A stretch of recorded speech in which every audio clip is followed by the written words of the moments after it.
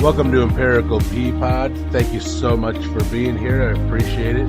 If you could, please subscribe, follow, share, like, comment, whatever the hell happens when we do these things. I'm your host, Tim Day. Let's get to the show. It is nice having the children's, eh? Yeah, it's not a bad thing. Yeah? How old are your kids now? 18, 5, 4, and 2. You have 4 kids? Yeah. Why do you think I have so many jobs? Well, that makes sense now. Yeah. We're just going over this laundry list. Yeah. And I'm like, oh, no wonder. Yes, it all makes sense. Oh, somebody did just come in. Let's awkwardly listen for a second. It doesn't matter. I'm here with my friend Cristian. How's it going, Tim? Pretty good. You know, I feel like a bit of a dick because I don't want to butcher your last name. Then don't. I'm not gonna. Just say it how you feel. In my head, I feel like it's Saenz or something of that nature. If I was Wiccan, that'd be cool. That's why I was like Saenz. It's signs, like stop signs, Yeah. signs. Okay. It's spelled wrong, but Well, that's not your fault. It's spelled how it should be spelled. Well, it's not English. Yeah, it comes from España. Yeah, right. Spain. Yes. Is that true? Yeah. Does it come from Spain? So there's also different spelling of Sainz. Like there's a Formula One driver, Carlos Sainz. Yeah. It's spelled Sainz, Yeah. which I feel is like how you would spell it to say it that way. That makes sense. I don't know where it was, spelling might have been changed or if that's how it always was. Up here, it's not a very common name. I see a lot of that name in Mexico City. That makes sense. Because I thought it was more Hispanic. Is that what you meant when you said Hispanic? Because you said Spain, right? Yeah. So like that name is not indigenous to okay. to the region of the country that is now called Mexico. But like you're from, not you personally, but like your history's from... I'm a dual citizen. Yeah, are you actually? I am. Really? Mm-hmm. United States and Mexico. Awesome. Do you spend a lot of time down there? I haven't been there in like 18 years. I used to go all the time. Do you have to re-up that every year, or like is it just... No, I mean you don't have to reapply to be a citizen of the United States. It's I was born here. I meant more of like, do you have to re-up your Hispanic? Like if I was to get my Mexico passport, I have like any other passport, I have to reapply after so many years and stuff. But I've never had a Mexico passport. Yeah. I've just when I would go, I would use my U.S. passport or even for a long time just my driver's license, state ID to get in and out. That's awesome. I've never been there, and it makes me sad. I mean, it's a cool place. It seems like a really cool place. When I used to work at the factory, there was a guy who would always go down there, actually around this time, and I always wanted to go there, particularly today, is a holiday down there that I would love to see firsthand. Mm-hmm. Because I've only ever seen the American version of it or heard about the Dia de los Muertos? Yeah, it always seemed incredible down there. Like I watched some documentaries and stuff. Have you ever been down there for that? I haven't. That's mainly because that's usually when, up here we're at school. Yeah. So it makes it hard to get down there and stuff like that during this time of year. And also, growing up here, it was... and again, I feel like depending on where you're from in Mexico, it's something that, is really a big part of your culture or it's not. Yeah. And where we're from, or at least my parents, it wasn't a big part of that. Yeah. So it's not something that we were really we were aware of Dia de los Muertos and we were taught enough well that it's not the Mexican version of Halloween. Right. But in terms of like today, for example, it's the celebration or those that are coming back that were lost as infants or, prematures, Yeah. and things like that. Because it's a 2-day celebration. It's actually like 5 days. Oh, it's yeah. Okay. So, different days are for different people, and then tomorrow is the official Dia de los Muertos. That's kind of awesome. Do you feel like there's, because you know what you're talking about, do you feel like there's a bit of a lost in translation kind of thing being here in the States? Yeah, I mean, again, it's one of those things where even within our culture, like if you're not being taught it, right, you wouldn't know. No, because I mean, we go to school, we're in the U.S. education system, and I don't think they're going to dedicate a day to we're going to teach you about the Day of the Dead in Mexico. Yeah. Because, it's not something that we're going to... It's funny because I feel like it's become more commonplace to talk about, but not in any kind of traditional way. I feel like it's been a cool culture to borrow from and the Catrinas and things like that, people dressing up as that. And I mean, it doesn't offend me that people do that. I think it's kind of cool, but at the same time, you're missing out a big part of it. Yeah. It's like here, Cinco de Mayo is a really big deal. Right. And people are like, oh, it's Mexican Independence Day. It's not. It's the day that a battle was fought against the French and we beat the French. Right. Mexican Independence Day is in September. You say, like, does that genuinely not offend you? Like, do you think it's cool that people are interested, even if it's in an insincere way? You know, I feel like there's people that think, you know, they look at it, it's cool, and they, you know, in a way they celebrate it. They bring an awareness to it. Yeah. You know? Now, if that person then the next day is like, you know, seal up the border, kick them all out, well, then please do not borrow my culture. Which is, like, not for nothing, a lot of them probably are. Sure. That sucks. And, you know, I'm sure a lot of them don't know what it is that it represents and things like that. So is it an innocent misrepresentation of it? Sure. Yeah. But, you know, when people are like, oh, you know, my culture's not a costume, I 100% agree. But at the same time, sometimes that brings awareness to your culture. I say, do you think I think it's a more complex issue than my culture's not a costume. And like, I understand that my opinion is meaningless as a middle-aged white man, but I think it's one thing to be like, hey, this seems awesome and I want to learn about it and hear about it and I genuinely have an appreciation for it, as opposed to being like, I'm going to put on a skull face because it's cool. Yeah, I know, like, for example, the movie Coco, I thought was awesome. What a great film. Yeah. Because, great story, but also like, hey, this is part of our culture. Like, this is, you know, a little bit about us and what this means and why it's important, you know. And I think that celebration, not that it's not celebrated throughout the entire country, but I think more southern Mexico is where it's celebrated. I think just its roots just to, you know, indigenous cultures of Mexico, and when the Spanish came in and, you know, forced Catholicism on a lot of us, part of that was still entertained to not alienate too much of, you know, of these new converts that they were creating. So it stayed as part of it. And there's a lot in Mexican Catholicism which borrows from, you know, I wouldn't say Aztec and Mayan, you know, cultures. I think those are in there though, just because from the area. Yeah, absolutely. And it all kind of gets integrated at some point, right? So it's I definitely think it's a little bit different, you know, Catholicism than, you know, European Catholicism to a certain degree. Not a ton, but, you know, the Virgen de Guadalupe, you know, is the Virgin of, you know, of Mexico. You know, she's, you know, very celebrated down there, and maybe not as big of a deal elsewhere around the world, you know. But that's part of the cultural aspect of the religion, and how it's embraced and, you know, celebrated down there. I think that's where it becomes what you hope for, is like what you're seeing kind of happening across the country here is like, okay, maybe it's bringing some eyes to the history at large. And that's awesome. Yeah. Yeah. So, I mean, I could listen to you talk about Mexican history for hours. I could probably talk about it for hours. I would love that. That's a different show, though. We've been friends for a long time. Yes, we have. Where did you go to school at? Like, are you from this area? Born and raised in Aurora, Illinois. Like, really? West Side. You've always been here? Yes, sir. Are we on the west side now? We are on the west side of Aurora still. Yeah. We're in your office, actually, We are. This is a really cool office. Thank you. I'm still working on it. I've only been at this location for a few months. Yeah. I was at my other office for like 7 years. Nice. So the transition was, you know, you have 7 years worth of stuff that you realize, oh man, I don't need this file anymore as of 5 years ago. Yeah. You know, so there was a lot of decluttering, and, you know, I had my office set up over there. So I'm still working on it here while still trying to work, but, you know, it's feeling more like my office now.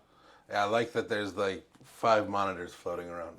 Yeah, I used to have 2 hooked up, but now just the big one and the TV on the stand that my buddy Brad gave me. That's a cool stand, too. It is a super cool stand. Yeah. He used it for his monitors in the recording studio, and he's unfortunately, you know, decided to close it and was selling stuff off. And I was like, hey, what's up with that stand? Yeah. He's like, oh, you want it? 100% I do. That's fantastic. Yeah. So where did you go to school at then? I went to Aurora Christian School here in Aurora. Yeah? Preschool through high school. Is it one building? Was all of them? At that time, it was 2 buildings. Yeah. There was the preschool through 6th grade, and then 7th through 12th. That's pretty awesome. Did you go to college? I went to Wabansi Community College, and then I went to an online school, American Intercontinental University, where I studied criminal justice. Really? Yes. That's really cool. Did you get a degree in that? No. my third year into it, I was like, man, I really don't want to do this.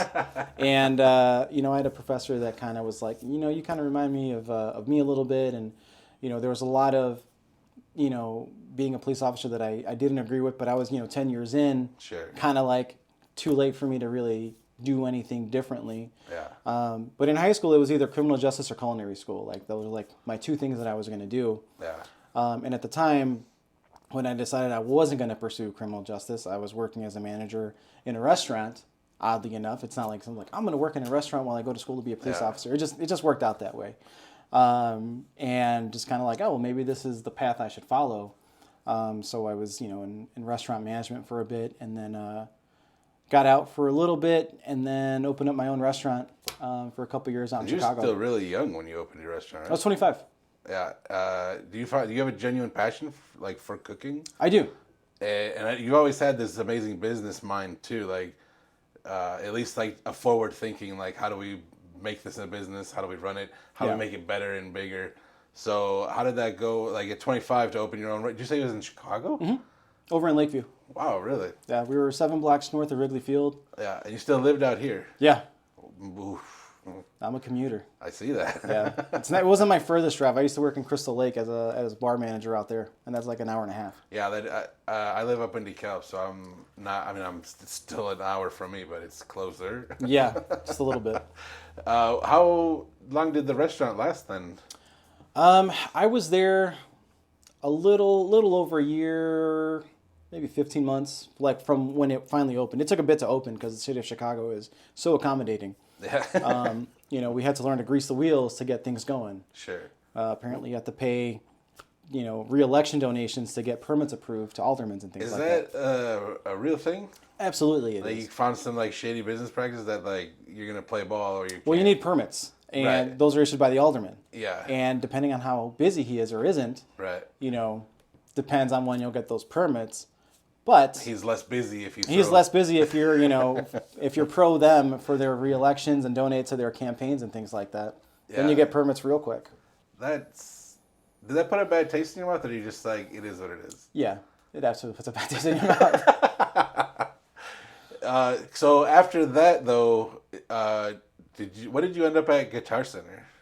So I left the restaurant, and it was like February. You should like it was your restaurant. Yeah, it was a partnership. That's right. It was a partnership. That's right. Before we got on, we were talking about some really piss poor business practices. Yes. So you just kind of were like, I'm done. Yeah, my now wife, then girlfriend, was working for an attorney and helped me come up with a separation agreement. Have you guys been together this whole time? Yeah. That's amazing. Mm-hmm. Wow, that's awesome. Yeah. Good on you. Thank you. I didn't mean to interrupt you. Yeah, no, it's all good. And so, you know, I gave it to my work partner and stuff like that, and just, you know, I was like, you keep my recipes, it's my idea, whatever. You know, do with it what you will. I just don't want someone coming after me if something goes south on your end, saying you owe us for XYZ bills. You know, I'm walking away from it. I'm not taking anything from it. I'm not, you know, bad mouthing it, anything like that. Now, what I'm curious though is because I know we're going to get to it eventually because currently you have a thing, Rock and Taco. Mm-hmm. But wasn't that called Rock and Taco also? That was, yeah. So that's all in this agreement, like I own. So Rock and Taco stayed there. Okay. And so now Rock and Taco Food Supply Company is my, you know, my food business now, but it's spelled RKN TCO. Okay, that's right. You said so it differentiates. Yeah, we took out some of the vowels. We thought it was unnecessary. Vowels are a waste of time. They really are, but man, people sometimes do not know. Like I've had someone come like, is it Rick and Tico? Really? Yeah, like what does RKN TCO? What does that mean? I was like, it's Rock and Taco. Oh, yeah, that makes sense. I still like every time I see it on the weekends, I'm like, that's such a cool name, like RKN TCO. Yeah, Rock and Taco. I love that. So after that, and you leave that, and you make sure you do your due diligence so that you're clean from that. Where do you end up? So I for a little bit I was working with as a bread delivery person. Someone that, you know, bought a franchise of bread routes from Bimbo Breads, which is the largest bread manufacturer in the United States. It was a Mexican company that bought out like Brownberry and other companies and stuff like that. So you buy a franchise that has XYZ different stores. You go to the depot, pick up the bread, and then you go drop it off, pick up the old bread, swap them out. So I did that for a few months, went back to school a little bit to, you know, maybe figure out something else of what I wanted to do. And what did you take then? Like anything particular? Just kind of. It was more focused on sociology. It was something else that I really was interested in when I was studying criminal justice. So I was like, I mean, I'll do more with that or something like that. Did you ever take any business classes? Like, or you just feel like you just kind of have a knack for it? My parents were very successful business owners. They had my mom owned a bridal store. They also, for a long time, sold jewelry. And really? Just in Aurora? In Aurora, yeah. That's awesome. My dad always had his job, sure. But he also, as like a side hustle, for lack of a better word. I feel like that's got to be where your work ethic comes in, because we're literally in your office. This is your main job, which you are. Yeah, this is my business, yeah. This is Country Financial. I'm an insurance broker. Yeah, but then you have your hands in like a dozen other things. Yeah, so I have this, and then I have Rock and Taco Food Supply. I also have Rock and Ramen with my buddy Jed. And then I am also in 3 different musical groups where I play drums, or I'm a drum tech or sound guy. That plus you have 4 children. Yep, 4 kids. Wife, and a wife, yeah. And we just adopted a dog a couple months ago. Really? Yeah. Man, that's a pretty full schedule. It is. Do you ever take time for yourself? Or do you consider family time yourself? It's hard for me to say like, oh yeah, time for me. Like there's absolutely times where like I need time to do stuff for me, like fill my cup and things like that, so that I can be able to pour it back out. But the nice thing is like these businesses like are things that I really enjoy doing. Like a lot of it doesn't feel like work. Yeah, like so with the insurance thing, like I generally try to help people, and I gotta think that like especially like where we're at, and like we're in the heart of Aurora. Mm-hmm. This is where you've always been. It's gotta be a really nice feeling of like giving back to the community. Yeah, like I'm doing a service to the people that live around here, that are part of my community and things like that. So I'm not here for the sale as much as my manager probably wouldn't like to hear that. Right. This is my business. I run it how I want, and if we're not the right fit for someone, I'll let them know. Sure. Or if someone's like, hey, I want the cheapest coverage that I can get, it's like, that's not what I do, because it's not going to do you any good should you need us. Right. So if you want that, you got plenty of options. You're not a scumbag. No, absolutely not. Like I wouldn't want to go with like, a snake oil salesman. I'm not going to be one. So if it costs me the sale because, they don't want to do what I feel is right by them, then I just won't do it. Because at the end of the day, I need to have a clear conscience. Right. I need to know that if they call me because they're in an accident, I know exactly how much all my clients have of coverage, at least how much they have. Because I have a minimum amount of peace of mind coverage that I offer. Right. If you want less than that, you got other options. I think it always weirds me out how like people think it's weird when people have principles. And it's like, well, no, at the end of the day, I have to be able to answer to myself. Yeah. And I can only hold myself accountable. So yeah, I'm gonna follow my principles, and it's weird that you're not. Yeah, it's it is what it is. But that's I have kids, and I want to leave a good example for them. And lead by example. Yes, absolutely. So I do what I would want someone to do for me. And again, if I'm not the fit for them, that's fine. I don't have to be. I'm not for everybody. Yeah, I think that's fair and smart. Realistically, I would trust somebody more that kind of presents themselves that way. But okay, this guy doesn't care. This is a referral and networking business. Yeah. So my clients send me people, but even some of my non-clients send me more people, because they're just like, man, you really were upfront, you were honest, you took care of us even though we didn't give you the business. Yeah. They send me business. Like, oh, you got to talk to Christian first. Yeah. I'm insured over here, but talk to Christian. Like, he'll take care of you. That's awesome. So after the bread, now where are we going? We went to Guitar Center, baby. Yes, that's what I'm waiting for. That's actually where we met. Yes. Because I worked at Guitar Center, and then you showed up. Yeah, I showed up after not getting paid for, like 18 months. For the bread?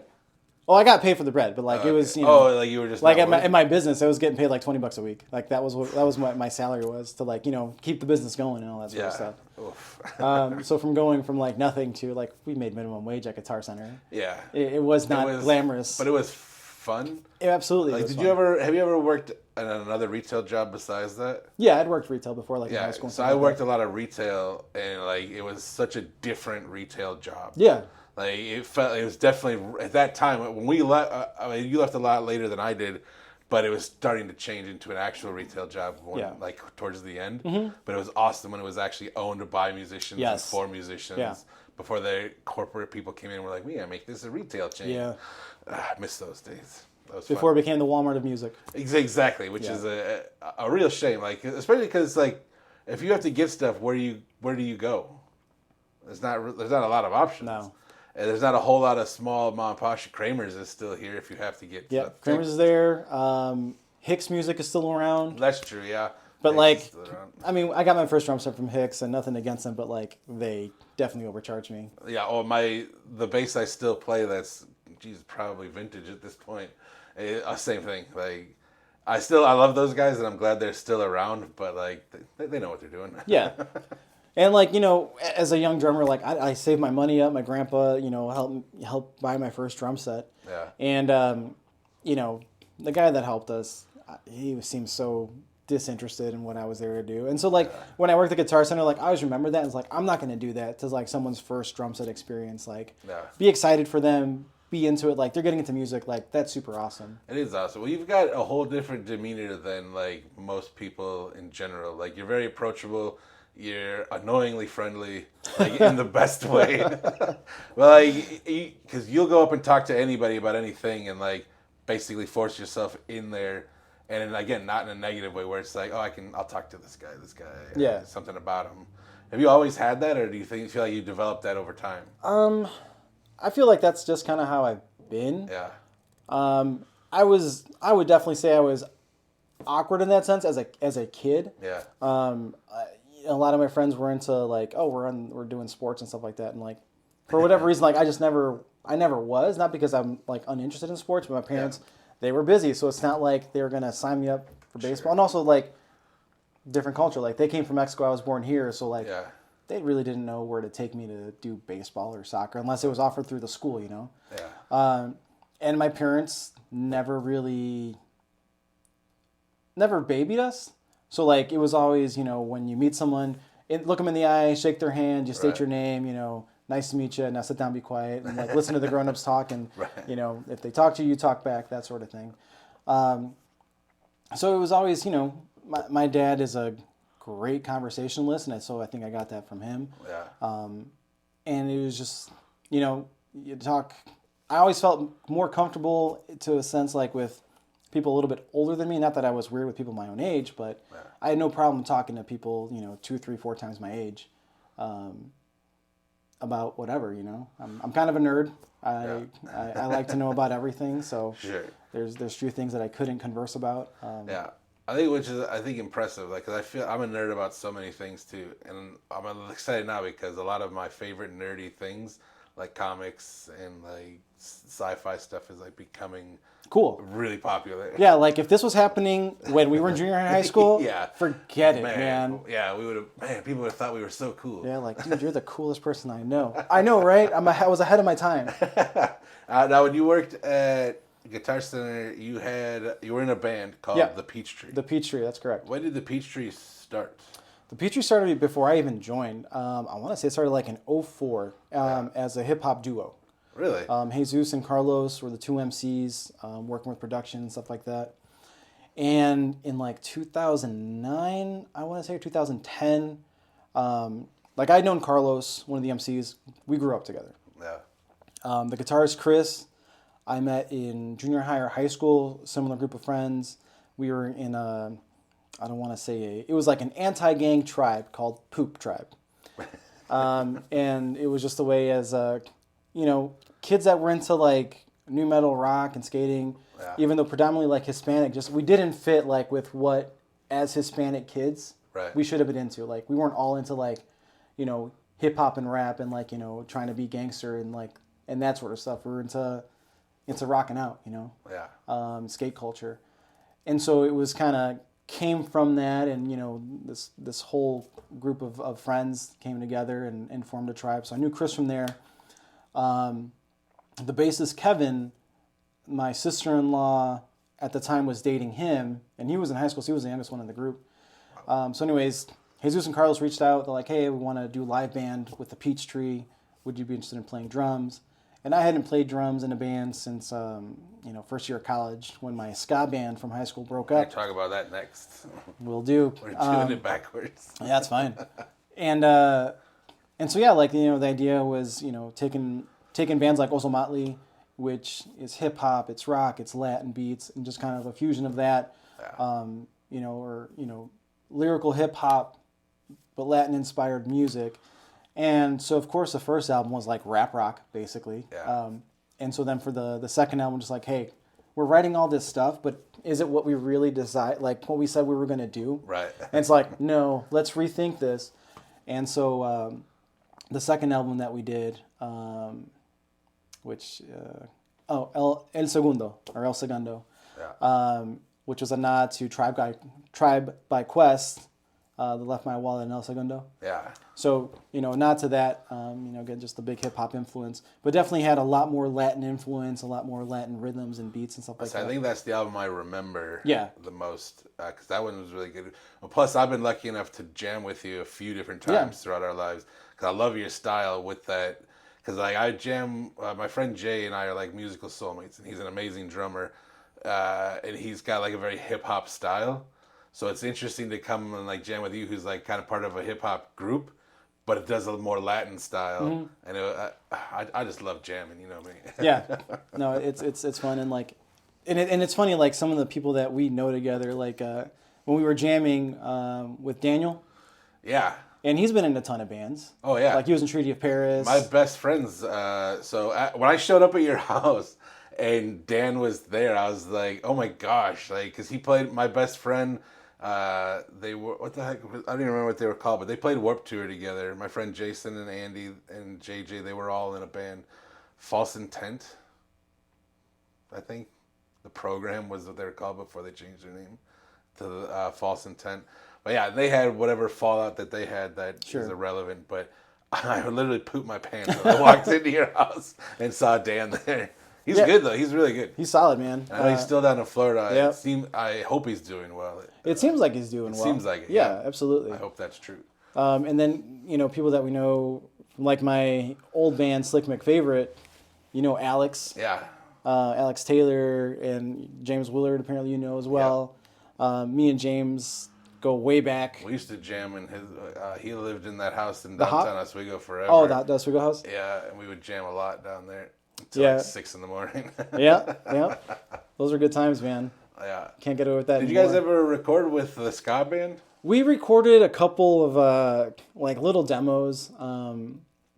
Did you start that when you were still in high school? Yeah, that was in high school. Because did they go to school with you? Like, how did you know them?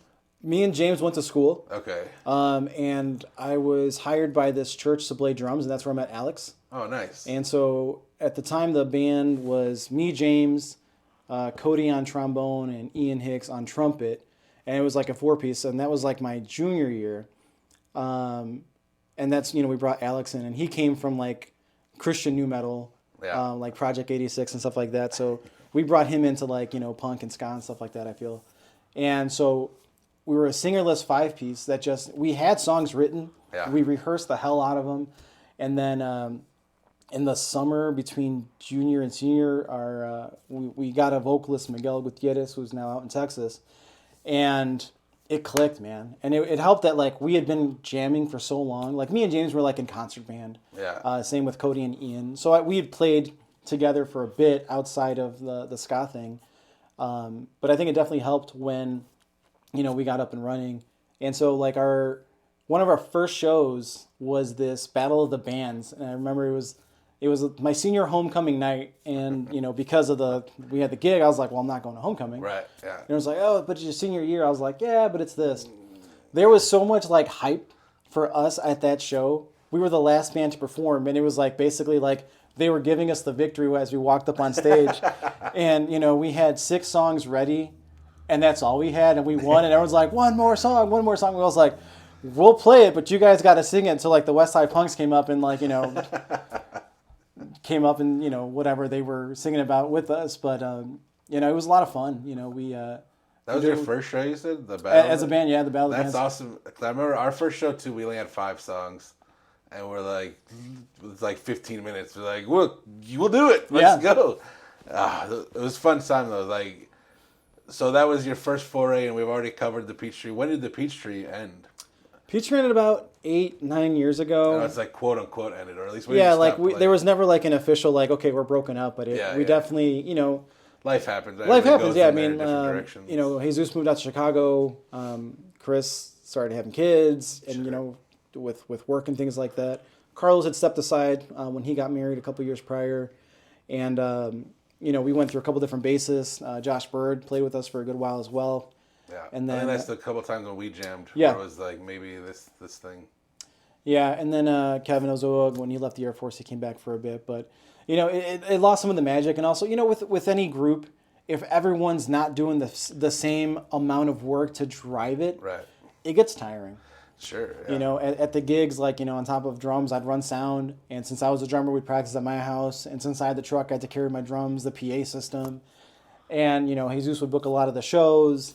And so, like, day of shows, there was always some tension because, you know, someone would show up late because they felt like they could because they'd put in time otherwise. Right. But I couldn't. And then, you know, end of the night, you know, show's over, people are grabbing beers, and I'm starting to, like, pack up gear, not getting that help. So... Yeah. You know, it gets to the point just like, all right, this is kind of getting annoying. It can get it's frustrating. I feel like you guys had more members, so usually a band would be like 3-4 members, but like you guys had what, 5 or 6? There's 5 of us, yeah. At one time there were 6. We had a DJV on the turntables as well. That's a lot of different egos to be like, well, I booked the show, so I'm done, and like, okay, well, I flyered for the show, so I'm not doing anything. Usually the drummer gets screwed too. Like you got to move all your stuff all the time, all the stuff. Yeah. Yeah, that does suck. Now. That's been almost, it's 8 or 9 years now, and you said already that you kind of got your hands in 3 musical projects now. Was there a gap, or did you keep doing music right after that? After Peachtree, like I would, you know, put around in my house, but I really wasn't gigging with anyone or jamming with anyone. Well, me and Daniel, little bit. That's when that's happened. That was after Peachtree was kind of like fizzled out.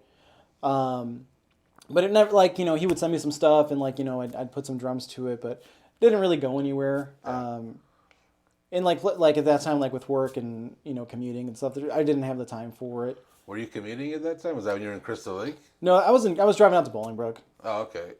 So still like 45 minutes each way. Yeah, for sure. It's a hike, and you know, me and my wife had just moved in together, so like it was, you know. Were you guys? When did you get married? Were you already married at that time? With me and Daniel jamming, we might have gotten married either just before or just after. Yeah. Like we moved into the house and we got married like a year and a half-ish later. But still, like, you know, that new dynamic as well. Sure. And my wife's been nothing but supportive with like music and stuff like that. She thinks it's awesome that I play the drums, and I think it's great that she thinks it's awesome. It definitely helps, you know. Yeah. When I'm doing gear swaps and things like that, or like, you know, I want to tinker with this or I want this and that. Where did you guys meet? We met. It's been a long time. How long have you guys been together? We've been married. It'll be 8 years in June. Yeah. We've been together. It'll be. Hold on. It'll be 16 years in December. Wow. Yeah. So that's incredible. How did you guys meet? So we got confirmed together Jubilee 2000 up at Archdiocese of Rockford. Really? But our parents were friends through church. Yeah. They gave premarital counseling to like engaged couples, like as a program that the church offered. Yeah. And because they knew each other, my mom had her bridal shop business, my dad had his job. We had to go to some retreats, and my parents couldn't take us. So they reached out like, hey, your daughter's going, could you give us a ride? Right. And so I'll never forget it. Like, they pull up to give us a ride, and I'd never met her. And it was a red Astro van, the door slides open, and she's sitting there and like big smile. She's like, hi. And I'm just like, oh my God. You're like, this is the prettiest lady I've ever seen. Yeah, I mean, I was pretty smitten right then and there, but I was also kind of a chicken shit. So like, didn't do anything with that. And, you know, we talked and things like that, and, you know, for a couple of years. But then, you know, life happens. We went our separate ways and things like that. But we reconnected maybe about 15 years ago. Yeah. My sister's graduation party from high school, sitting there with my buddies, and, you know, hadn't seen her in years. And walks in, And I was like, holy crap, that's Adriana. Yeah. And had a few drinks in me, so I had courage. And so I told my buddies, like, hey guys, I gotta go say what's up. Yeah. So I remember walking up, and I'm like, I gotta do something real suave, real cool. Walk up, big old cheesy smile. Hi. That's all it took. Hey, you nailed it the first time. So yeah. That's really cool. Like, so it sounds like you guys kind of been associated pretty closely for most of your life. Yeah. What did you say you did in Rockford? Oh, we got confirmed through the Catholic Church. Oh, so you did confirmation. Yes. Okay. One of the steps to become full-fledged Catholic. Yeah. That makes sense. I've had friends that have done that. Yeah. Now you have 4 kids. Mm-hmm. And because there's pretty big age gaps there also. So Aiden's the oldest, and he was from my wife's prior marriage. Well, he's 18, so we can do the math there, but still, your son. Yeah. And then, so 13 years to the day my daughter was born, so they have the same birthday, 13 years apart. Really? Yeah. That's kind of exciting. Too. And then really cool. the other 3 are a year and 10 months apart. So we have 5, soon to be 6, 4, and 2. That's pretty awesome. Yeah. Are any of them musically inclined or interested? Yeah, they are. So my daughter likes to dance, and she also likes music, and they all have a drum set. Of course. Dad made sure that he got himself a 16-piece drum set, all the same, the same series set, different sizes, so that should something happen to me, they each get a drum set that was Dad's. Nice. That's really cool. So that was a goal of mine. But my youngest is probably the most interested in drums. My 4-year-old likes to mess around the drums, but he likes guitars. He thinks they look cool. Yeah. He likes the flying V's. He's a big fan of those. My daughter also, likes on the drums. But I think she'll probably get into piano. My wife got into piano a few years ago, and I took piano for 4 years, and she can outplay me. Really? Yeah, absolutely. And then my oldest, he got into guitar a couple years ago. Nice. Because of Stranger Things. Really? Yeah, because I think Eddie. Yeah. Yeah, Eddie plays guitar. That's pretty awesome. And so we're all fans of that show. Whatever it takes. Yeah, That's man. fantastic. I got him a guitar over the summer. Got him a. You guys get to Gibson. jam then a little bit here and there? We haven't. He's still learning it, and he's at that point where he knows parts of songs. Yeah. He also dabbles in the piano a little bit. It's always hard for me to remember because I'm a jammer. Yeah. And I forget that especially beginners can't really jam. Yeah, they. All right, we're gonna go and C, and, Right. and we're gonna go in 110 BPMs. Right, 1, just take 2. it wherever you want. Yeah, can't really do that with beginners. Yeah, that makes sense. I've also. Which one are you gonna force to play the bass? That's fine. You don't have to answer that. Whoever's worse at guitar. Oh. No, my goal is to have in my house for the I want my kids to do music. I'm not going to force it on them, but I want it to come as organically, as naturally as possible. But I want to expose them to it. So I want to have a guitar and a bass in my basement. Yeah. Do you play anything besides drums? Do you dabble at all? I tried trombone. Can you passively play anything No. Yeah, No. I can pick up a bass and dun dun dun dun dun. Sure, dun. yeah. So I could play punk rock on That's bass good. as long as no one asks me to play notes. I can play it in rhythm, but no. I mean, I try guitar. It's just these hands hold drumsticks and chef knives. That's about it. Yeah, these little sausages that I have can't figure out guitar either. Yeah. I mean, I would like to get back into piano, Yeah. but it's just. Do you think that you would want to set that up if they were interested? If the kids wanted to take music, just because being classically trained, it's because you came up that way too, right? You said in school. So since I was 4 or 5, I knew I wanted to play drums. Yeah. Didn't know what it was called, but my neighbor across the street had a drum set and it looked amazing. Yeah. And so I was like, whatever this is, I need it. Right. I remember going to the mall to see Santa. And it's oh, what do you want for Christmas? I don't know what it's called, but it's round and it's shiny. He's oh, it's a truck. I was it's really not a truck. I know what a truck is, and it's not a truck. And somehow my parents got me a Toys R Us drum set. Wow. And destroyed it the next day. But it was my life mission to play drums. So okay, how do I do this? And for a concert band, to do percussion, you needed piano. So like when I was in second grade, it's like, okay, I gotta learn piano. So piano, so that in junior high I could get into percussion, and then percussion, so I could get into like, to justify the drum set. Yeah. So when I was 15, I got my first drum set. Yeah, it's terrible. Yeah, that's still a rule now, because I work in a junior high, and it's still a rule now that I don't understand why you have to play piano to be able to play because drums. of mallet percussion. Yeah, And but I hated mallet percussion. Rhythm all day, give me the snare, give me the bass, anything that makes noise, but don't make me play scales. Yeah. Like Nicole Sweezer was first chair because she could play scales blindly and, would demolish me and that's fine. I remember one time at a concert that the band director would put me on mallet percussion stuff. Yeah. Knowing that I couldn't do it because he thought this will force him to be good. So I remember one concert, hey, we'll just switch. And she got on the mallets and did a phenomenal job because she was a phenomenal mallet percussionist, phenomenal pianist. And I did the snare and bass drum parts, and he was just vividly looking at me and staring, waving his baton, looking at us. Sorry, dude. Are we going to stop us in the middle of the concert? Yeah. Oh, you guys did that on your own? At the concert, yeah. Oh, that's so funny. I bet he was so pissed. Oh, so pissed. We didn't get along very well. Yeah. I'm sure things like that didn't help. But. Yeah, but it probably sounded way better than it was going to. Yeah, why would you going to force it to sound bad? Yeah, why would you even want to risk the show? It's like, Christian, you're really not good at mallet percussion. You're really not going to try to get better at this, are you? No, I'm really not. Yeah. Okay, well then let's focus on your strengths. Right. Nicole, you're not really good at the rhythm stuff, but you're really good at the mallet percussion. You should probably do that. Agreed. Common sense. Yeah. It just makes more sense to do that. I'm just a high school kid. I'm not a band teacher. What do I know? That's true. Stay in your lane, bud. That's right. So what comes after then? We talked a little bit about your 3 projects now musically. We talked about your business, running that. We talked about the family. What are the 3 projects that you have going on now? Musically? Yeah. So I'm in a dad band, as I like to call it. Yeah. We're under the name Live on the Radio, and it's 90s alternative covers. Nice. And some hits. Yeah. And it kind of came around pretty cool. So I live on the same physical block as my parents behind them.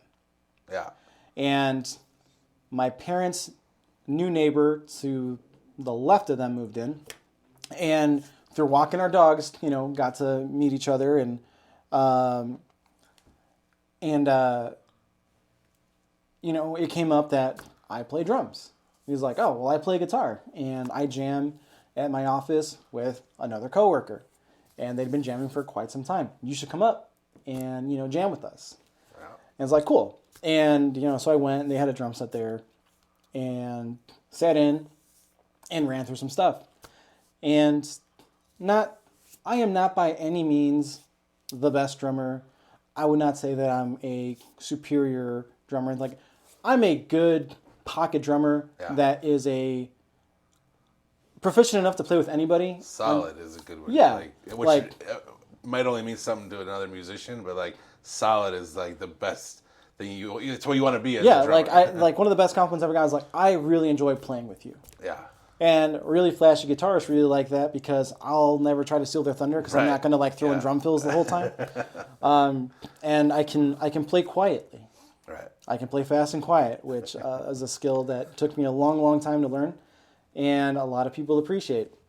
So I sat in and was jamming, and first song in, Nate kind of his eyes got really wide and looks over is fighting the shit-eating grin, as of how happy he was, and we kept jamming, and over one of my buddies owned Raymondo's in North Aurora, Mike Trevi, and would go there for lunch, and one of the guys that worked there, as we were talking, is oh yeah, I sing, I'm a classically trained singer. Nice. That went to North Central and stuff, and I was like, well, Ricky, come out and jam with us. Yeah.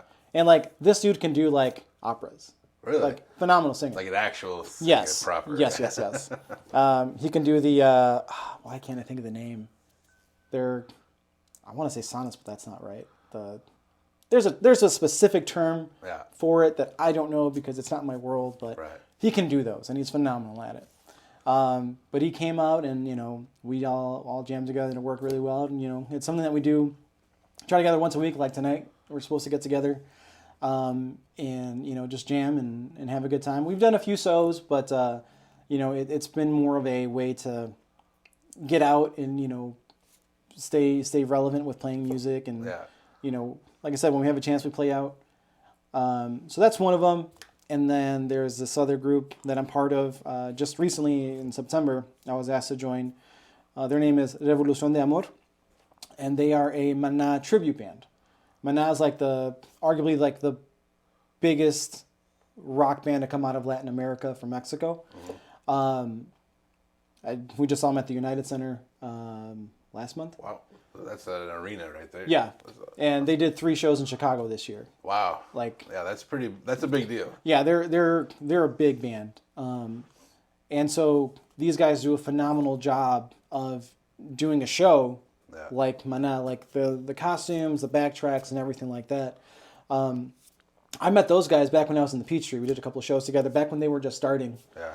And, they were doing a show here in Aurora. They asked, hey, our sound guy that we have come help us couldn't do it. Could you help us out? Because I've also run sound. And so I was like, yeah, absolutely. And he's like, hey, can I rent your drums from you? So that one got to bring them from Rockford. He's like, yeah, I can do that. It's down the street from me. Sure. So I brought my drums, set them up for him, and he's like, man, this is amazing. This is really nice. And obviously you know what you're doing. I've known you as a drummer for a number of years. And so helped them with that show. They had another one coming up. They asked me if I could help them with that one. And, a couple other ones are just like, hey, would you want to come on and be part of the team, be our sound guy and drum tech? I was like, yeah, that sounds awesome. That sounds like a lot of fun. And then the next week, there's this band that needed a drummer for regional Mexican music for Norteños. And I hadn't played that in 6-7 years. I was in a Mexican group before my daughter was born. So there was some other stuff in there. So I had some experience with that and went in and, it's something that I had missed playing, that style of music. It was a lot of fun. And it's also the style of music that made me money as a drummer. Right. All these other years, playing for years and years and years, all the money we made with Peachtree went back into the band. So it never cost us any money to run the shirts, do the recordings, print the disc, which was awesome. Sure. But also you don't make anything. You don't make anything. But in the regional music, we made money. And also, people dance to this stuff, it's music that people, want to hear because they hire you because they want to hear you. A lot of private parties and stuff like that. So you're playing, it's songs that people know because they're traditional songs or newer songs. And everyone's dancing, having a good time, and it's a good energy. Yeah. And I miss that, I miss the gigging out and getting that kind of response. So that opportunity came up. So I was asked to join Los Aces del Norte, the Aces of the North. Yeah. Every time you say something in Spanish, I keep picking out certain words. I heard the word love. I heard north. I'm trying to get better. Hey man, that's good. Work in a kitchen for a few months, you'll get it. That's how I got my Spanish back. Yeah. And so we're gigging with them as well, and it's been going good. I've done 4 or 5 shows with them. That's fairly new, but are those covers then too, or yeah, all that stuff is Mexican music has already been written. Yeah. And with Mexican music, there really isn't too much new stuff. As a musical group, you might come up with a couple of new songs. Sure. But the people are requesting songs that they know. Right. So we'll be doing a gig and we'll have our set and they're coming up hey, can you guys play this song? Can you play this song? Can you play this song? Change it on the fly like that? Oh, absolutely. Nice. So there's times just give us a minute. Yeah. So you guys got to be well practiced. Yeah. Yeah. There's been times okay, this is the first time doing this song. We'll see how it goes. Well, because usually you'll practice your set list. Yeah. But see, and that's something with Mexican music. It is no set list. Right. Yeah. You have a general bank of songs. Right. That you may or may not play throughout the night. Yeah. So you got to be tight on all of it. Yeah. With other bands, it's all right, this is our 15-song set list. Right. The crowd's typically not going to come up and say hey, play this other song. Hey, right. With this music, they could be saying. And it's no different than with rock music. There's classic rock, new metal, post rock, post punk, whatever. Yeah, there's all these different styles. So let's say you're a classic rock band, and someone comes up and says hey, play NoFX Linoleum. Oh, couple of phone calls coming in. All right, I don't know that number. We'll let it go to voicemail. If it's important, they'll call back. It's an insurance emergency. Not from a 520 area. But you're saying like if somebody just comes up and like yeah, someone's like, oh, play Linoleum by NoFX. Like, we play Zeppelin. But like, with Mexican music, like it doesn't matter. Like, so you might have to like pull up and figure out how to play that song on the fly there, because they're paying you to play. Yeah, I guess that makes sense. That's crazy. Yeah, I mean it's not that extreme, but I mean like that's sure, but like to paint the picture a little bit. Yeah. Yeah. What I'm really curious about too is in that scenario because that's 3 cover bands, and coming from original bands that might do a couple one-offs. There's those moments, I've talked about this a lot on the show because I've talked about other people in bands, but like when you're jamming with stuff and like writing stuff, where you get lost in the music and you can kind of close your eyes and you're just locked in with the other musicians, even though you're like, it's happening then. And there's this like feeling of like just being connected musically. Do you feel that in the cover bands, or is it because you're just talking about the whole vibe is so awesome? Does that kind of replace that?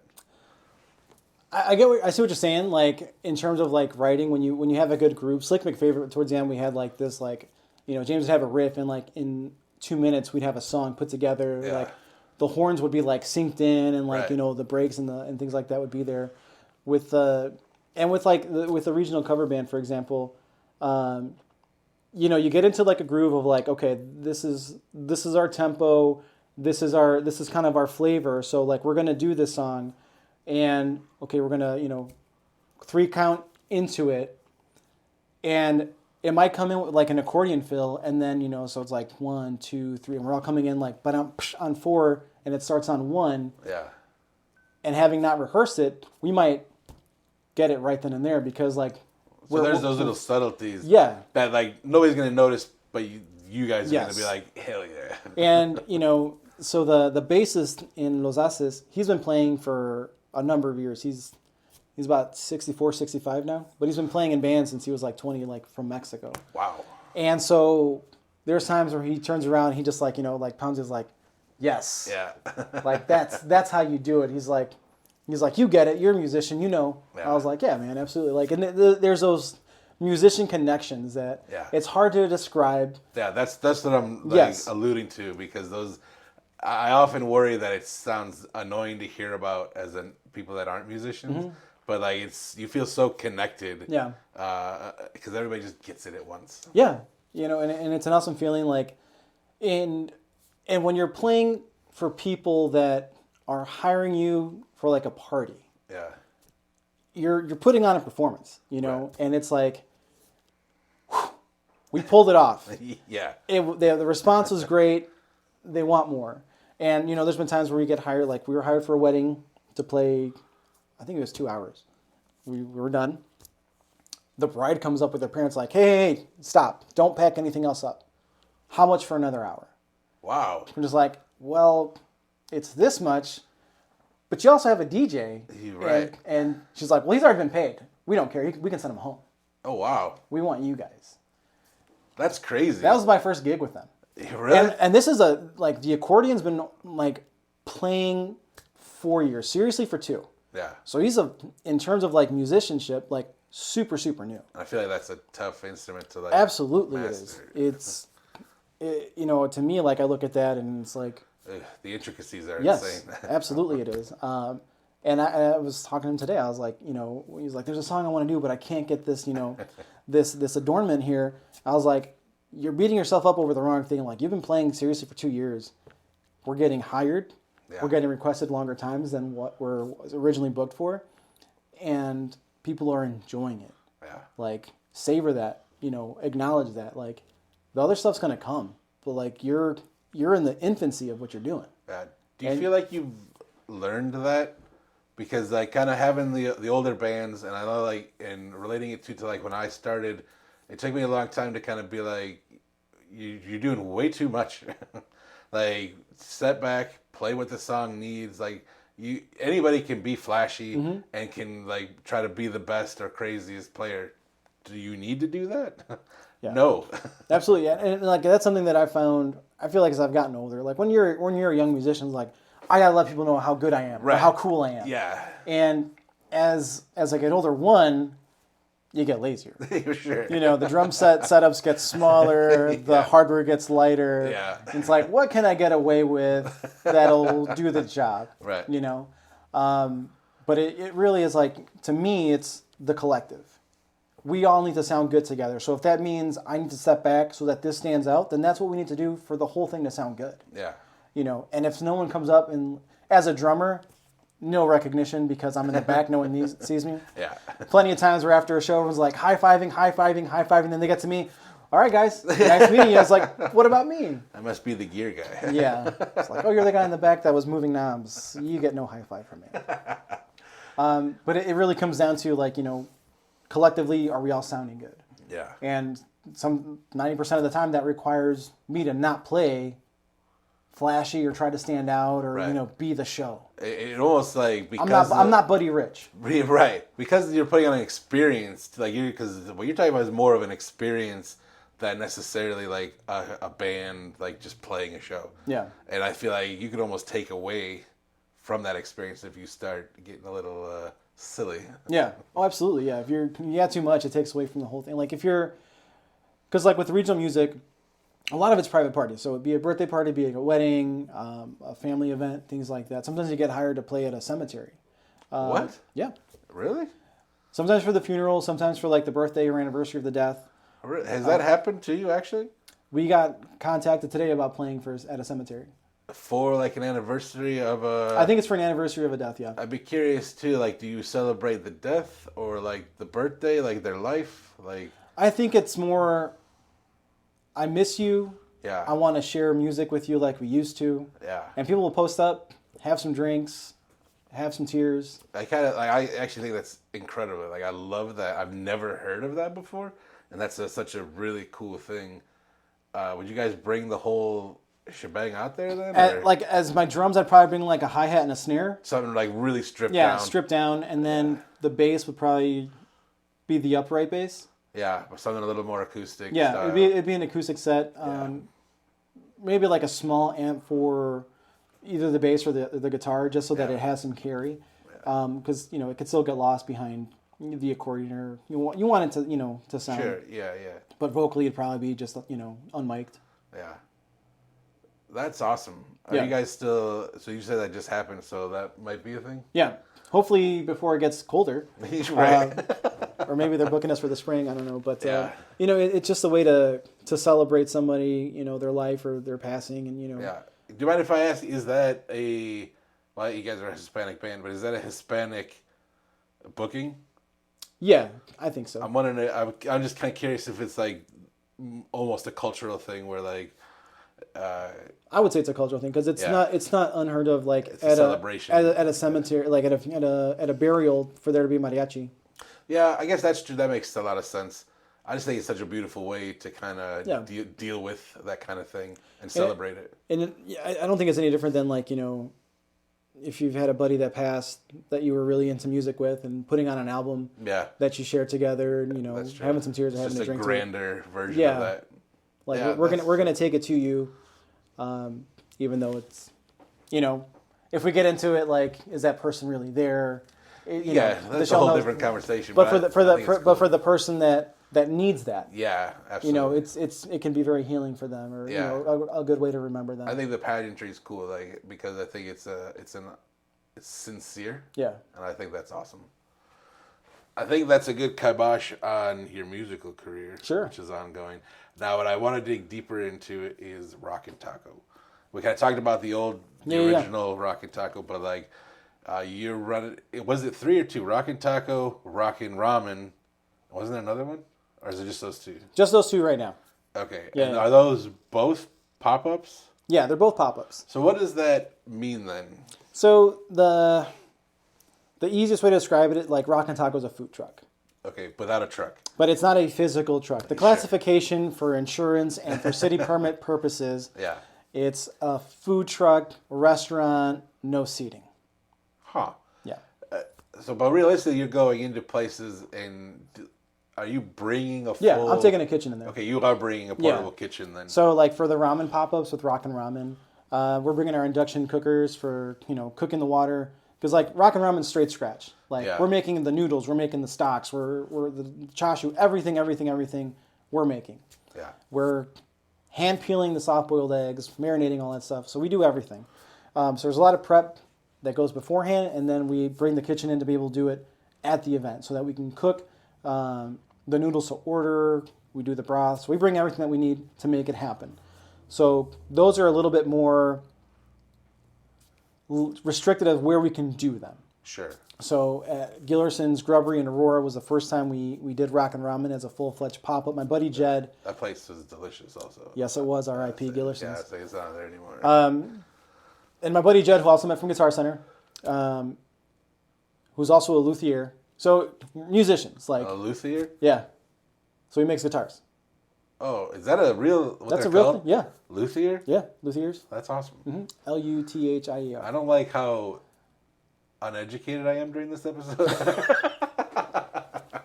I should have given you notes. Yeah, for sure. Next time, give me some warning. Yes. And so again, as a musician, Jed is very, very detail oriented. And during COVID, he got into making ramen, and super traditional ramen. He's not Japanese; he's Filipino. I say when you say that, you mean Japanese ramen. Yes. Not like what people would associate. Not instant noodle ramen. You're right. Not someone's kitchen that has leftover end of the week. We'll make a ramen out of this stuff. Yeah. His tonkotsu is as traditional as it can be. Yeah. All that sort of stuff. And he would post these pictures online. And I'd been doing Rockin' Taco at this point. And Dan from Gillerson's reached out. He's like, "Hey, would you guys want to do a pop up, or do you want to do a Rockin' Taco pop up here?" I was like, "Yeah." I was like, "But I don't want to do Rockin' Taco. Yeah. I want to do ramen." Really? And so I reached out to Jed, and I was like, "Hey, man, I love your stuff. I want to do some Mexican inspired ramen stuff. Let's have a thing, and we'll do it together." Because Was that literally just the catalyst of being like, this could be a cool fusion? yeah. And just because I presume the Rockin' Taco is not traditional tacos. So Rockin' Taco is everything under the sun except for like Indian food and Asian food, for lack of a better word. Yeah. Just because I don't have the knowledge to really do it well. Sure. I do barbecue, I do Italian, I do Mexican, I do Tex-Mex. Yeah. When you say Italian though, like, what do you mean? Like pastas. Really? Like you go get a spaghetti. Yeah. Like I've done pasta pop-ups. Yeah. Where I do pastas from scratch and all that sort of stuff. That's pretty incredible. I should. You should come to them sometime. Well, step one, that. But also, like, I have some really close friends that run Q&A's beignets, which is essentially the same thing that they run in downtown Batavia all the time, like usually on the weekends. And I feel like there's something there because like they came through and were like, you know what this part of the world doesn't have that is amazing? Beignets. Yeah. And now they make it all traditional from scratch, like, and That's they're awesome. huge when they do them. Yeah. And I'm like, that'd be cool to kind of partner with kind of what you're doing at certain things. Yeah, absolutely.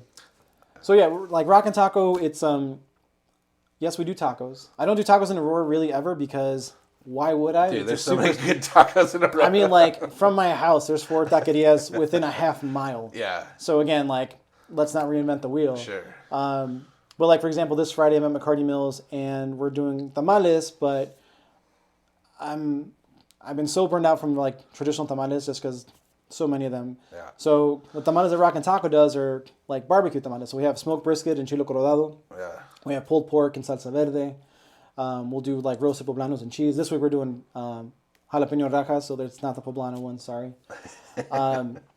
So it's like the smoked meats. Yeah. Those with are probably incredible. I love tamales in general.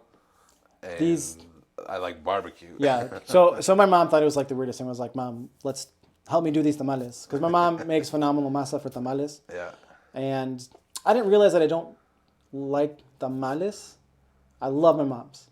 Yeah. And, I've tried a lot of different tamales. And there's some that are good. Don't get me wrong. Sure. But growing up in my household, like, those are the tamales that I had and that I knew, and like really didn't need to ever buy tamales anywhere else. And then you go and you actually purchase them, and you're like, this is right. Disappointing. Yeah. Yeah, like, what is this? And obviously, like, some of it's very regional specific. Depending where you're from, this is the flavor that you like. Sure. But I was like, I had some. She had sent food to my house, like something in chile colorado, which is red chili sauce. Mm-hmm. with certain peppers. And I had some brisket that I smoked. I was like, I wonder if these flavors work. And I mixed. I was like, holy crap, this is really good. And then I was like, I wonder if this is working at tamal.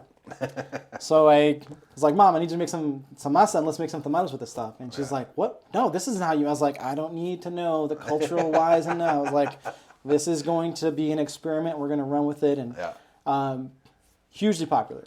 People hit me up all the time. You're like, when are you guys doing tamales? Like, when's the tamale drop? Yeah. And we would run tamale traps during COVID and stuff like that. And, you know, it got to the point where like, okay, we have to start putting a cap because one time we did 2,000 tamales on a weekend and we were wiped out. Like for 2 or 3 days, like Friday through Sunday or just Saturday and Sunday? It was a single day pickup, but it was like 2 days worth of prep. Yeah. And it was for New Year's Eve pickup. We were so wiped, 10 p.m., I was out. I'll bet. Like, man, 2,000? That's crazy. It was a huge amount. And then like a couple days later when we recovered, me and my mom must have had the same idea because like the same was like, we're never doing that many again at the same time. Like we'll cap it, you know, no more than 1,000. So we'll be doing that this weekend at McCarty Mills. Last week I did the Cubanos and Tortas de Milanesa. Before I also have a grilled cheese menu that we do. So like a buffalo chicken grilled cheese, a grilled steak and cheese. I find that to be more of a popular thing, and I love grilled cheese, especially when you start putting some delicious stuff in grilled cheese. And then what else have we done? We've done like different type of burritos, not just your traditional burritos and stuff like that. Yeah. Like an Italian beef burrito. Yeah, I think that's awesome. So like the cool thing about Rockin' Taco is that it's not a set menu. It's a constantly changing menu. With Rockin' Ramen, we usually try to have like one very traditional ramen, and then we'll do like a fusion one. So we've done like a birria ramen, which you know was all over YouTube, and it's just basically like putting you know the birria broth inside a cup of noodle type of ramen. I was like, no, let's do this with. We'll have the birria broth, the noodles from scratch, the ramen egg. Instead of the birria meat, we'll do some smoked brisket. We serve a knob of roasted corn, but the corn is cold. Like we cook it, it's roasted, but it's plated cold so that with traditional ramen, everything has to have a balance. Sure. So you have the spiciness from the broth, but then you have the cool corn, which is sweet, and a little bit of the char, so you have a flavor balance there. Yeah. A cilantro lime aioli, so you have the citrus that cuts through that. Well, you still have the cilantro, and then the both sautéed onion in the green onion stems, and then the raw purple diced onion, some radishes. So it's the flavors of, you know, of birria broth, the consommé, with the elements of traditional ramen. We also do a carne en su jugo, which is a green tomatillo salsa based broth.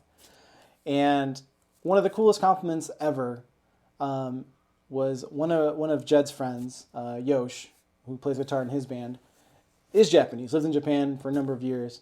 And there was a word in Japanese that describes a memory. Yeah.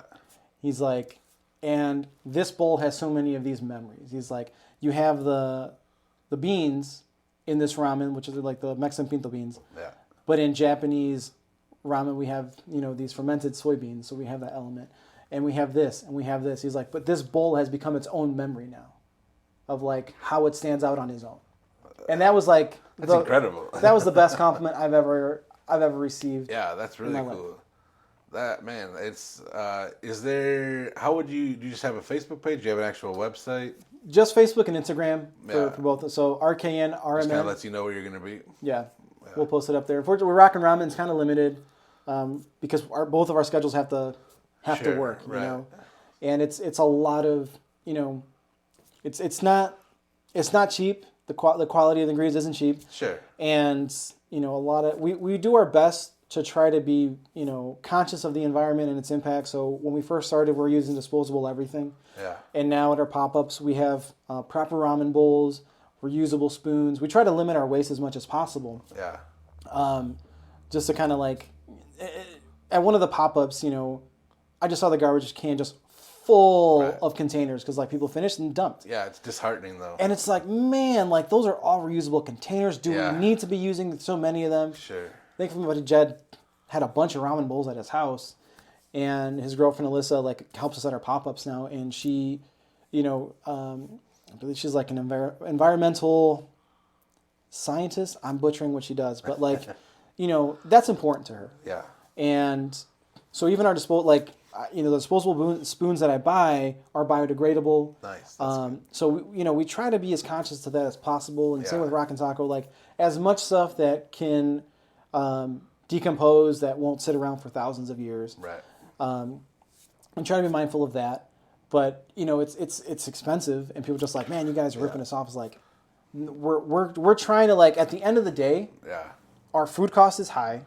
Right. Our time isn't free. Sure. We're not making it like it's more of like a passion thing. Right. That we're sharing with people. Like you gotta pay to share with us. Yeah. But like we're not walking away with millions. Well, I think people lose sight though too, like because you can go and get $1 burger. Yeah. But like at the end of the day, I want a company that cares about what they're doing, is passionate about what they're doing, cares about the impact of it. Like if I can, everything you just said is like, yeah, I don't care how much the stuff costs. I want to support that business, and I want these people to continue to succeed because they have the right mindset of what I wish was more readily available. Because I'm sure you guys are using quality ingredients, fresh ingredients. Yeah. Like even just that simple thing, that's expensive. Yeah. I've watched enough kitchen nightmares. Yeah, I have friends that have restaurants, and what they're paying. Like one of my buddies has a restaurant out in Elgin. I hate that I can't remember it because I want to give my buddy Champ a shout out. He's got Thai Neighbor out in Lake Forest and Udon Nomi, I want to say, in Elgin. It used to be Tum Tum Thai, but his udon noodles come from Japan. Yeah. Like he's importing them from Japan because like those are the quality noodles that he wants. Which makes sense, but that's gotta be that's gotta be paid for. Yeah, you gotta pay for that. Delicious. And sometimes we're just like what we went to a ramen pop up a few weeks ago, hoping like we want to support, and like I think this whole like small food business growth is phenomenal. Like I think it's awesome to the industry. I think competition helps stimulate growth. Yeah. Like Oregon and the Portland area has these food pod areas where it's basically like food courts, but everything is a small business in a gigantic like park area. Sure. So there's like an anchor business that hosts all of them. They pay rent to this place, and there's like maybe like a bar there. But one that we went to had 25 different food stalls. Wow. All different kinds of food. And you go, there's, places you can sit all over the place, little dog park, kid area. And it wouldn't work with only 2 of them. Yeah. Because you get tired of the same 2 things. But having multiples of them, like it becomes a destination. Right, but you mentioned competition. Oh, another insurance emergency. 520? 520. You mentioned a friendly competition, and I presume you meant friendly, or you mean friendly competition. Yeah. Because one of the things I've mentioned a couple times on the show, too, that comes up is like, well, and because we were in bands before, I always found that there was a lot of bands that like had a case of the ass against the other bands. Oh, yeah. It did not feel communal, and I never understood that because like I want your band to do good. Yeah. If your band does well, my band can do better, and vice versa. Yeah. And then the scene does well. And I feel like that's what you're talking about. Is like Absolutely. It's more friendly and supportive. Yeah. Because if your restaurant does well, my restaurant does well, and the scene starts going up. And I don't want you I don't want you to fail. Yeah, absolutely. So like I want to say last month or 2 months ago, I did a pop up on River Street. So we were at McCarty Mills. My buddy Noe, who has killer taste buds, was at Nida Jardín. We had another pop up at Society 57, and at Wickwood House, my friend Kathy with the Modest Plus was there. All Latin flavors. Yeah. All on River Street, and it's like, how awesome was this? Yeah, that's we all sold out, and it's like. And so I posted on my medias and stuff, and like I didn't just tag myself, I tagged them, and like we're here, they're here, like this is a place to be. Like this is the area you got to go to. Yeah. This Friday, Killer Taste Buds will be at Nida Jardín again, and me and Noe go back from like their Pizza days because he's in a group, and we did a lot of shows together and stuff. He's my boy, he's my homie, and a lot of times we'll hit each other up like, hey, can I borrow your piece of equipment for this thing that I'm doing, or hey, do you have this? Can I use it? Can I borrow it? Like, why would I say no? Yeah. I think that's really important. Yeah. Like, you can 100% have a friendly competition and want to be continually bettering your business while supporting the scene at large. Like, it just makes sense. Dan from Gillerson's, like, you know, it's unfortunate that the restaurant closed. Yeah. And, you know, there's a lot of people that, you know, are angry with him because how things happened. And sometimes when a business goes under, like, you know, you're going to have unhappy people. But sure. He opened the doors for so many of us when he didn't have to. Yeah. Like, zero reason why, you know, he had to let me do a pop-up at Gillerson's. You know, Flo's 2 a.m. Tacos, Judy Cooks. Like, use my space. Yeah. Like, Tuesdays I'm kind of slow, so I was going to not open it, but do you guys want to come in and do something here? I think that's important because at this particular period of time where there's this huge push that you were just talking about, like being sold out and all this great stuff happening, kind of can point to this particular person who opened those doors. Like, his stuff might not have worked out like he'd hoped, but he set up for success. And for it's not that Gillerson's, like, it worked for 5 years and then, you know, a bunch of different things happening all at once. Like, any business, you know, may not recover from that. It was unfortunate, but, you know, I always really appreciated that from him, and, you know, try to emulate that and, you know, help others when I can, and, you know, not just other businesses and stuff like that. Like, but using the different platforms to help other people. Like, I was supposed to be at Kuiper's all month of October with my buddy Gabe from Grumpy Goat Deli and G's Meat Market. The weather was not what it was last year. The traffic wasn't what it was last year. So it came down to, like, a number saying, like, I can't afford to share sales with you. Sure. It's not that I don't want to, but, like, this was his first business, like, venture on his own. Yeah.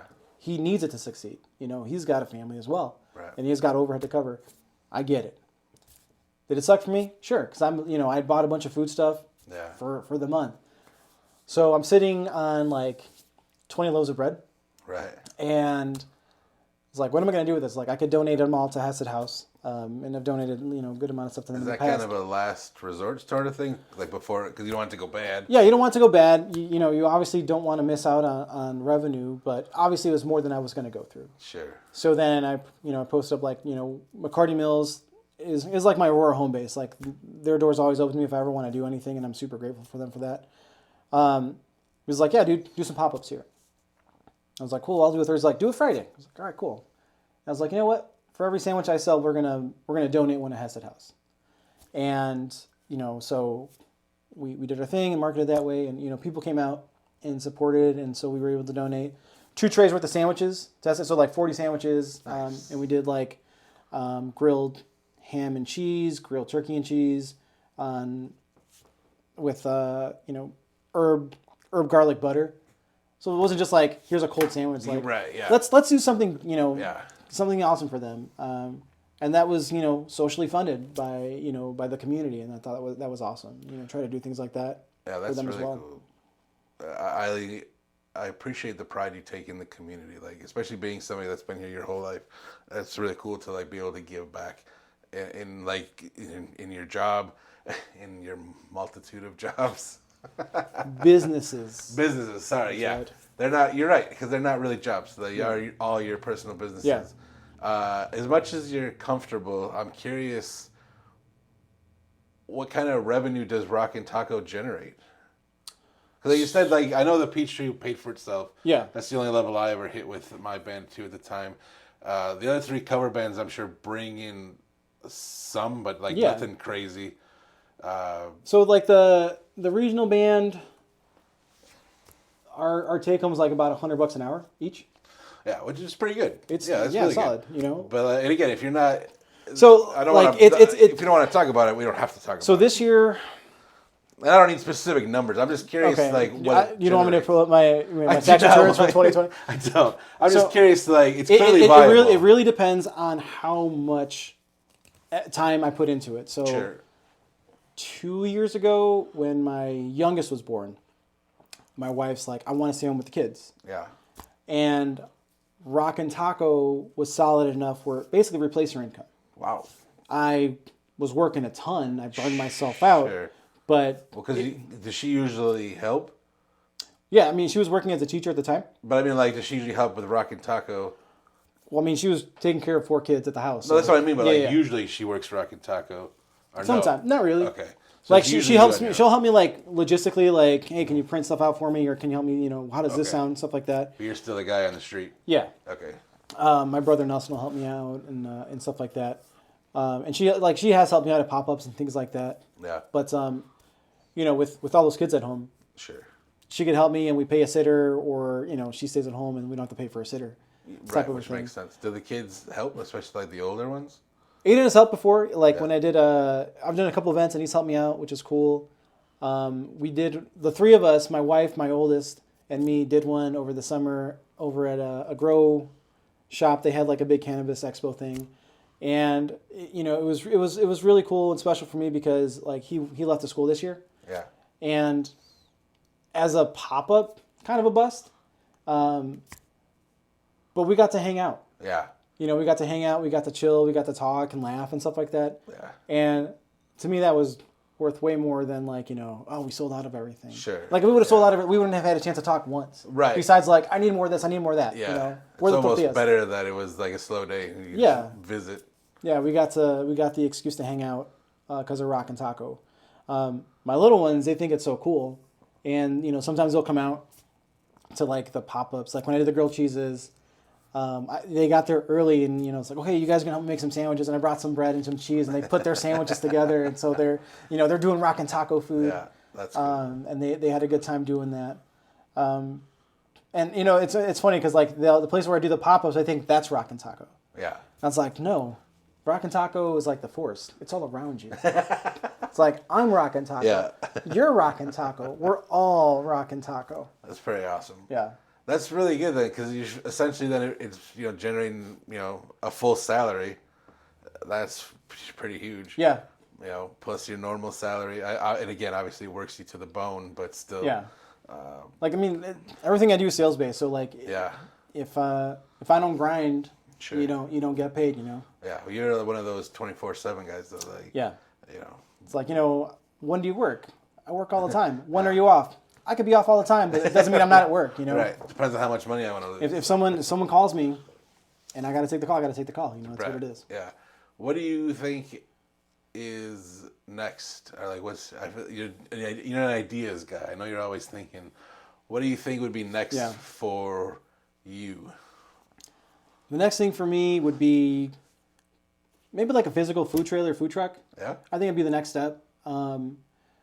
And as I've been developing Rock and Taco, it's definitely, there's different sides of it. Like there's the sandwich menus of Rock and Taco with the cubanos, the grilled cheeses and stuff. So maybe there's like the Rock and Taco like sandwich truck. Then there's Rock and Taco, which is a taco truck. Yeah. Or, the different categories of it is, excuse me, got the burps. And, operating those separately under like the Rock and Taco banner. Yeah. Like if it was like the Cubano sandwiches truck, that might be like Rock and Taco Jefecito.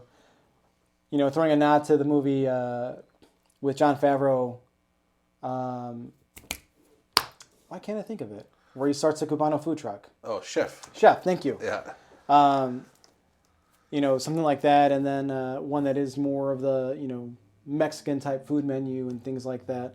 So I think that's like the next step. Me and Jeff talked about growing Rock and Ramen as well, developing that, and so I think that's like the next step is doing that, but also still exploring music and doing music. Maybe rock and music is the next thing. RKN MSC. Ooh, now that would be incredible. And so yeah, that's the next step, and getting my kids involved with music more. I think would be fun, and carving out time to, like my wife enjoys playing the piano, and would like some more time for that. So finding ways to do music individually and together, maybe. Continuing the balance. Yeah. Yeah. Sounds amazing. I think you've got a pretty amazing life. I mean, you've built a beautiful life out here, doing amazing things, continuing amazing things. I do want to try those tacos. I want those tamales. Come out Friday. I have half of mine too, because I'm not too far from there anyway. Like, no, the school is right down Mitchell that I work at. Oh yeah, you're not far. Yeah, it was like 10 minutes to get here. Yeah, and we'll be right in downtown Aurora, so not far at all from there. Yeah, that's. I'll link this stuff here so people can check it out. Yeah, man, for sure. it'll probably be a couple weeks till this one goes live. Oh, But tamales will be gone by then. Yeah, for sure. But they'll be back at some point. Yeah, we'll do the tamale drops a couple times this season for Yeah. sure. One before Christmas. Yeah, that's awesome, man. I appreciate you so much for taking the time, letting me come by the office. man. It's awesome to reconnect with you. We haven't talked in a long time. Yeah. You look great. Looks like I'm so Yeah. excited that you're getting healthy. It's actually an inspiration because I'm trying to. Nothing it will up. make you lose weight faster than getting diabetes. Yeah, I'd like to avoid that. Yeah, please do. It's not fun. Yeah. But I appreciate you so much, man. Thank you. I thank you, man.